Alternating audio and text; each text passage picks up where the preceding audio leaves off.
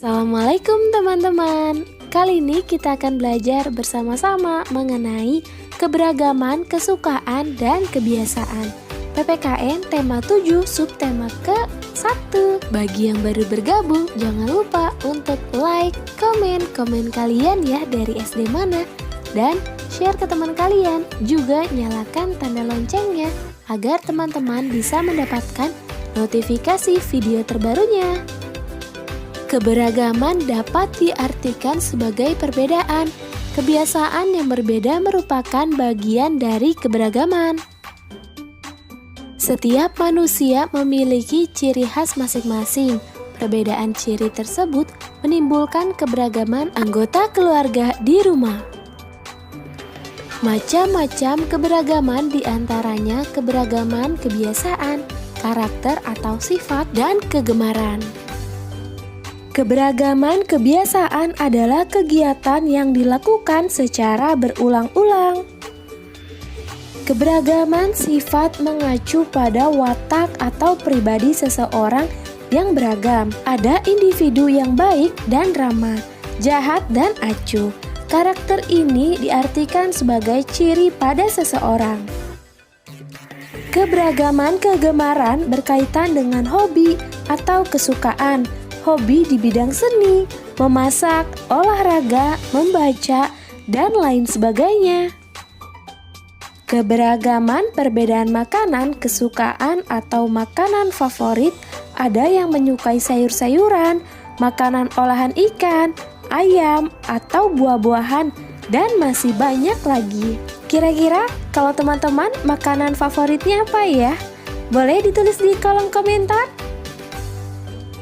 Untuk menyikapi keberagaman di rumah, diperlukan sikap tenggang rasa. Tenggang rasa artinya menghargai dan menghormati perasaan orang lain. Setiap individu harus menghargai dan menghormati satu sama lain. Semua perbedaan tidak membuat bertengkar dan bermusuhan. Perbedaan hendaknya tidak menjadi suatu masalah. Selain tenggang rasa, kita juga sebaiknya menerapkan sikap melengkapi dan toleransi. Toleransi adalah sikap menghargai pendapat atau pemikiran orang lain yang berbeda dengan kita, serta saling tolong-menolong antar sesama atau hidup berdampingan tanpa memandang suku, ras, agama, dan antar golongan. Sikap yang perlu ditiru memberikan akibat yang positif atau baik. Sikap yang harus dihindari adalah sikap yang dapat memberikan akibat negatif atau tidak baik.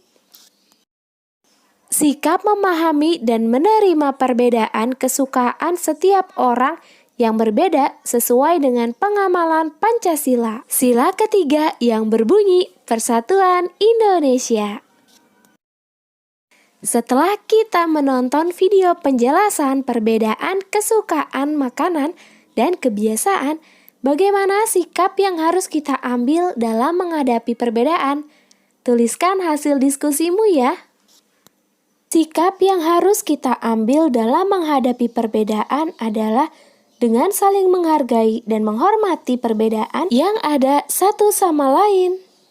Tugas yang kedua, amati hasil diskusi mengenai berbagai akibat dari adanya perbedaan sifat dan kebiasaan pada setiap orang. Teman-teman bisa memilih mana yang perlu ditiru dan mana yang perlu untuk dihindari. Yuk sama-sama kita pilih.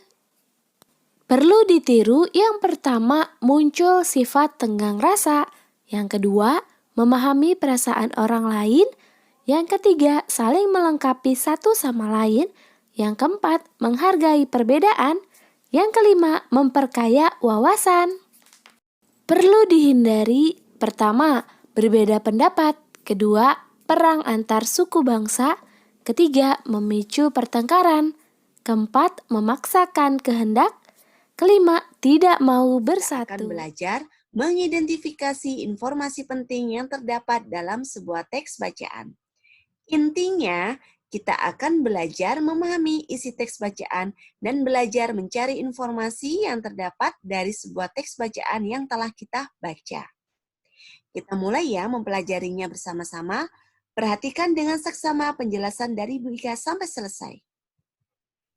Di tahap dasar dalam belajar memahami isi sebuah teks bacaan, yang bisa kita lakukan adalah membaca teks bacaan dengan cermat, mulai dari judul hingga seluruh isi teks bacaan. Kalau perlu, kita baca berulang kali sampai kita benar-benar memahami isi dari teks bacaan tersebut. Baik, silakan kalian pause untuk baca teks bacaan ciri-ciri makhluk hidup berikut ini. Selanjutnya, bagaimana cara menemukan informasi penting dalam isi teks bacaan? Kita wajib mengetahui dan memahami kata tanya adik Simba. Apa itu Bu adik Simba? Adik Simba merupakan singkatan dari kumpulan beberapa kata tanya. A. Apa? Di mana? K. Kapan? Si. Siapa? M. Mengapa? Bagaimana? Setelah kita tahu kata tanya adik Simba, di kelas 3 ini kita sudah belajar dan wajib memahami sebuah pertanyaan. Kita juga diharapkan mampu menjawab sebuah pertanyaan dengan baik dan benar. Kembali lagi ke kegiatan kita, yakni mengidentifikasi atau menemukan informasi penting yang terdapat dalam sebuah teks bacaan yang telah kita baca tadi. Nah, Bu Ika sudah menyediakan 5 pertanyaan nih yang berkaitan dengan isi teks bacaan ciri-ciri makhluk hidup. Pertanyaan-pertanyaan ini dapat membantu kalian menemukan informasi yang terdapat dalam teks bacaan ciri-ciri makhluk hidup. Kita mulai memahami dan menjawab pertanyaan dari nomor 1. Pertanyaan nomor 1. Apa yang diperlukan makhluk hidup untuk kelangsungan hidupnya? Pada pertanyaan ini, kita cari salah satu kata kuncinya, yaitu kelangsungan hidupnya. Kemudian, kita mulai mengidentifikasi teks bacaan.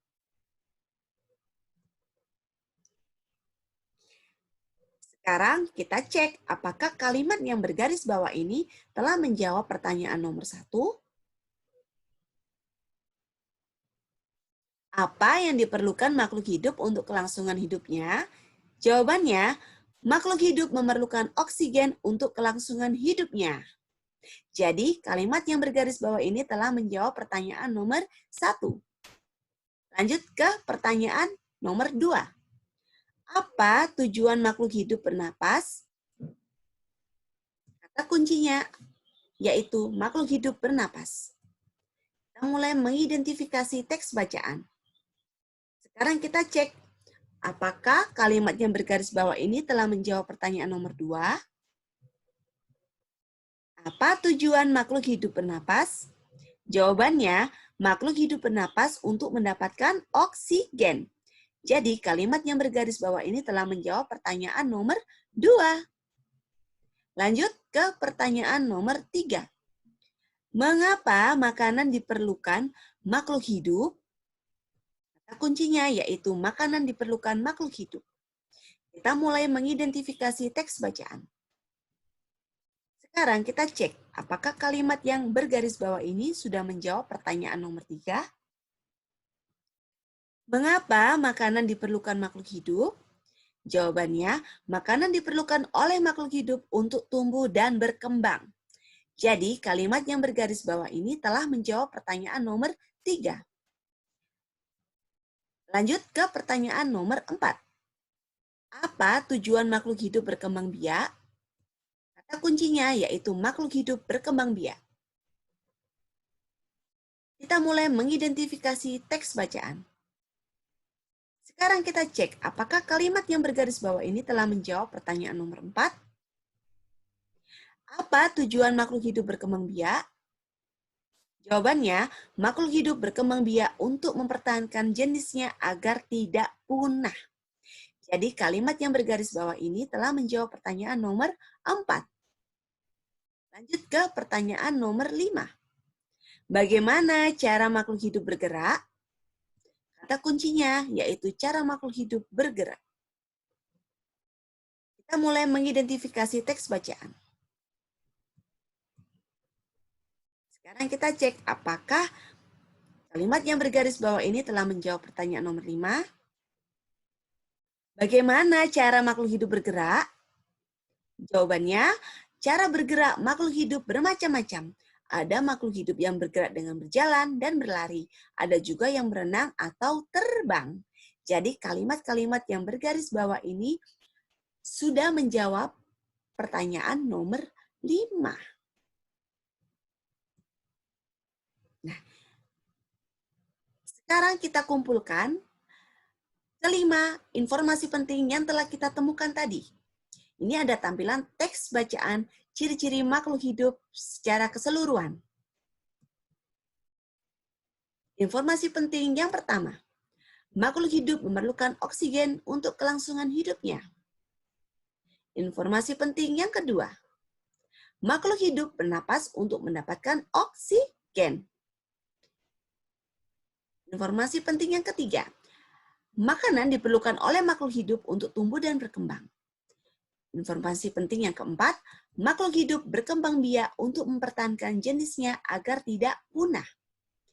Informasi penting yang kelima, ada makhluk hidup yang bergerak dengan berjalan dan berlari. Ada juga yang berenang atau terbang. Alhamdulillah, kita sudah menemukan 5 informasi penting dari teks bacaan ciri-ciri makhluk hidup. Selanjutnya, tugas kita adalah menyalin kelima informasi penting tersebut di buku tugas bahasa Indonesia kita masing-masing. Caranya seperti ini. Dimulai dari informasi penting yang pertama. Kita salin ke buku tugas bahasa Indonesia kita seperti ini. Lanjut informasi penting yang kedua. Dilanjutkan informasi penting yang ketiga. Informasi penting yang keempat. Dan informasi penting yang kelima. Nanti buku tugas bahasa Indonesia kita akan tampil seperti ini. Inilah cara kita menulis informasi penting teks bacaan yang telah kita baca. Kita harus membiasakan diri untuk menulis dengan rapi. Nah, sekarang Bu Ika ingin menguji pemahaman kalian setelah kalian mengamati dan mendengarkan penjelasan dari Bu Ika tadi. Bu Ika telah menyiapkan teks bacaan perkembangbiakan makhluk hidup. Teks bacaan ini terdapat di buku Bu Pena Jilid 3A tema 1, halaman 8. Kegiatan kalian adalah, yang pertama kalian harus membaca teks bacaan perkembangbiakan makhluk hidup ini dengan cermat. Kalian baca berulang kali sampai kalian paham isi teks bacaannya. Kegiatan selanjutnya, nah, kalian mulai memahami pertanyaan dan menjawab keempat pertanyaan ini yang berkaitan dengan teks bacaan perkembangbiakan makhluk hidup. Kegiatan yang ketiga, berilah garis bawah yang merupakan jawaban dari setiap pertanyaan-pertanyaan tersebut. Kegiatan yang keempat, kalian mulai menyalin, menuliskan keempat informasi penting teks bacaan perkembangbiakan makhluk hidup tadi di buku tugas bahasa Indonesia kalian masing-masing. Bisa dipahami ya anak-anak ya? Alhamdulillah. Setelah kalian selesai menulis, mintalah orang terdekatmu, ibu, ayah, kakak, atau gurumu untuk mengoreksi informasi yang kamu dapatkan dari teks bacaan perkembangbiakan makhluk hidup tersebut. Baik, terima kasih. Semoga ilmu yang kalian dapatkan bermanfaat ya. Amin ya robbal alamin.